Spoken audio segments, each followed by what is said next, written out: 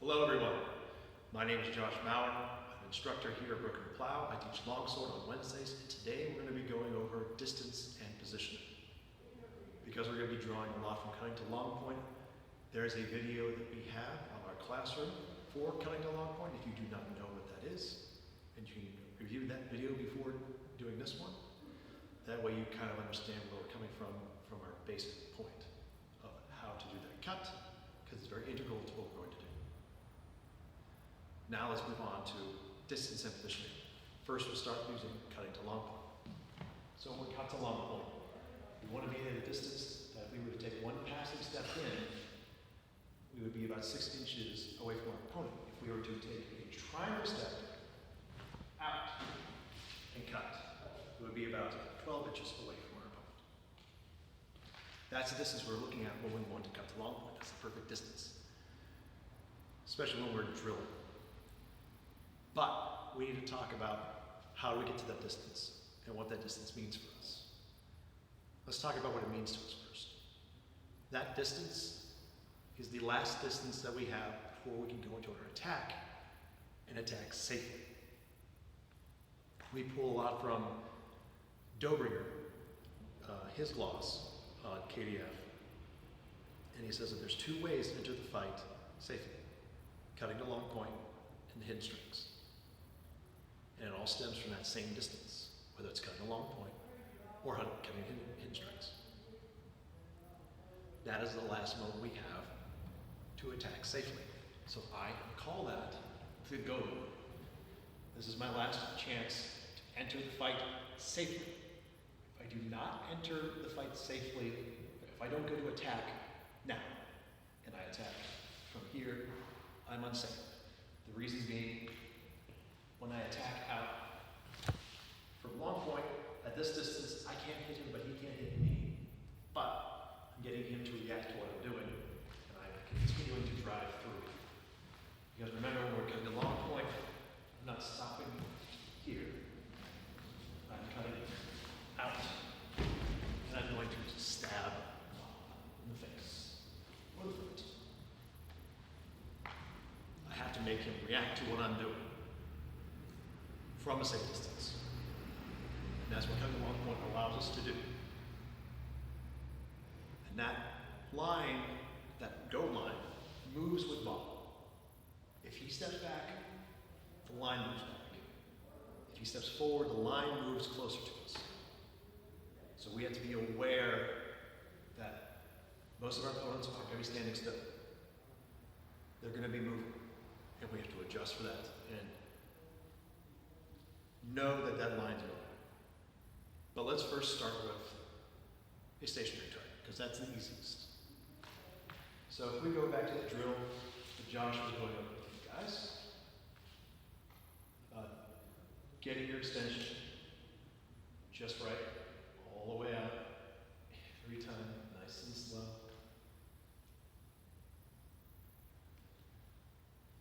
There we go.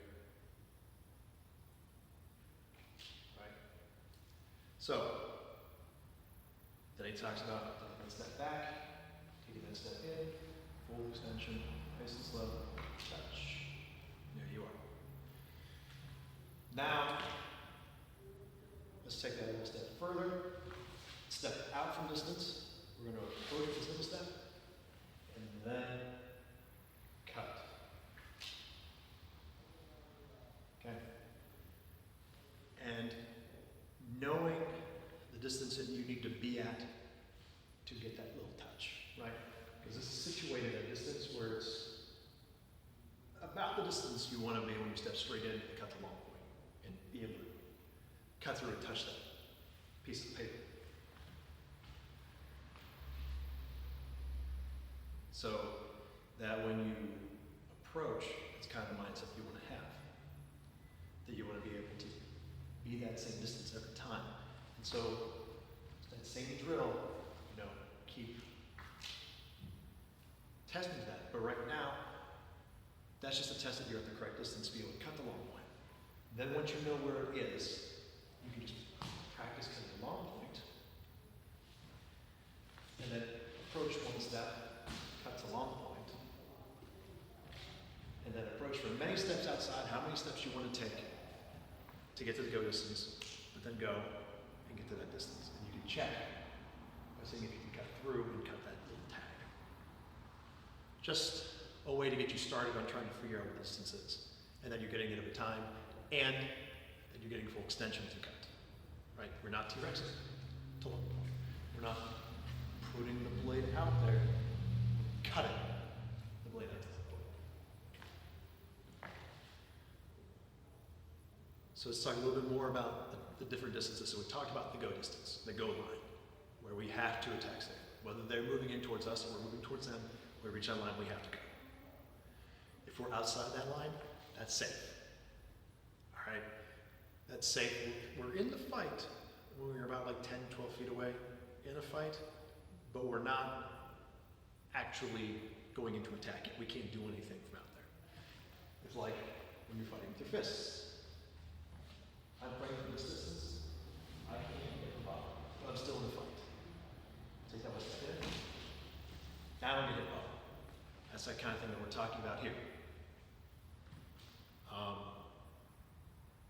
Something to keep in mind, we have a go line. So does our opponent. And that go line moves with us. And depending on how big or small your opponent is, changes what that line is. So you have to understand your opponent, how big they are, what can they do, and then that'll allow you to understand and manipulate them into forcing them to do some things, or at least knowing when you're safe and when you're not safe, right? If you're someone really short, you're gonna get someone really tall, then they can hit you from further away. That doesn't mean that you compromise your steps and you try to take bigger steps to compensate, because that just puts you out of position. It makes it easier for them. It just means that you have to get at that same distance you always do to get what you need to do. It's just that they may attack you from further away, and you have to be able to deal with that. Stepping off line, using your nice parries and counters, or you know are predictable. Attacks and movements that you can force them to do with your good footwork, force them into a corner, force them against a wall, bait them in to coming into you, using that to get closer, to get to that distance that you need to get to. But that shouldn't change how you fight, necessarily. It shouldn't change what you need to get to do what you want to do.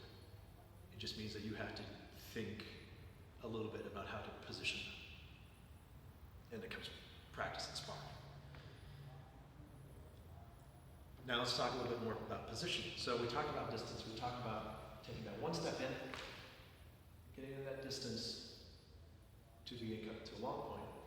But we don't really want to step straight in if we're a good fighter. If we're a good fighter, we're not going to step straight in our opponent, because it's too easy.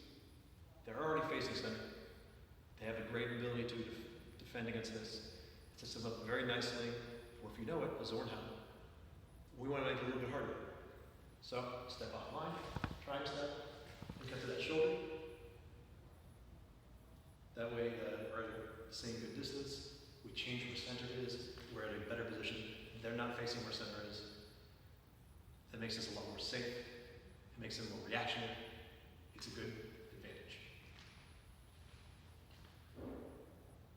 Let's bring in a little bit of hidden strikes. So the hidden strikes, obviously, I can't do many hidden strikes effectively. I'm only doing one step, triangle step or one step in, and getting to the targets that I'm going to get to.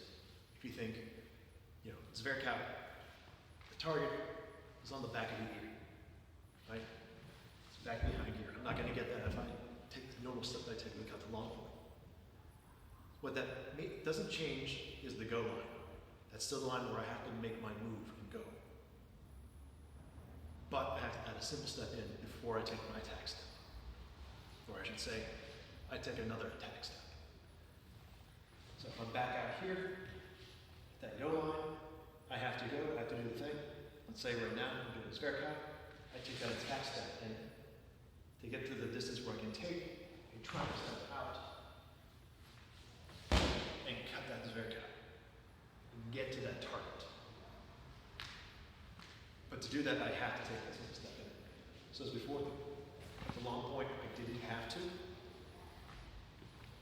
But with a hidden strike, count, I have to.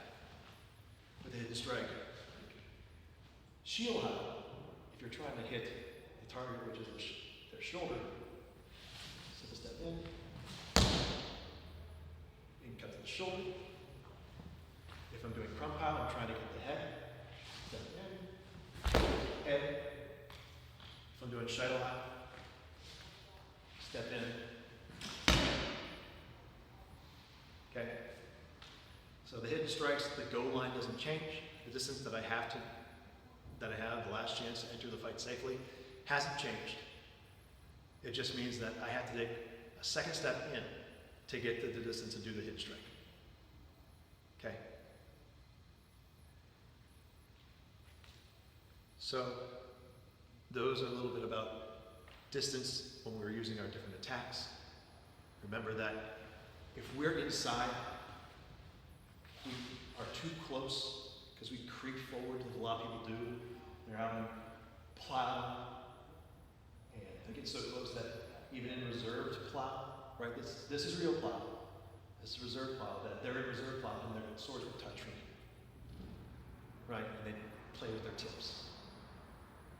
This is very dangerous because all I have to do is extend, and one step I'm into the body, or one step and I'm making a good cut. And that lends itself to bad situations for both people because that's where doubles happen all the time. Especially when people come in and then this distance and they go for an overhound, another person goes for an overhound, guess what? You both get overhound. When you're in this distance, it's not safe. And we live to murder. That's our saying.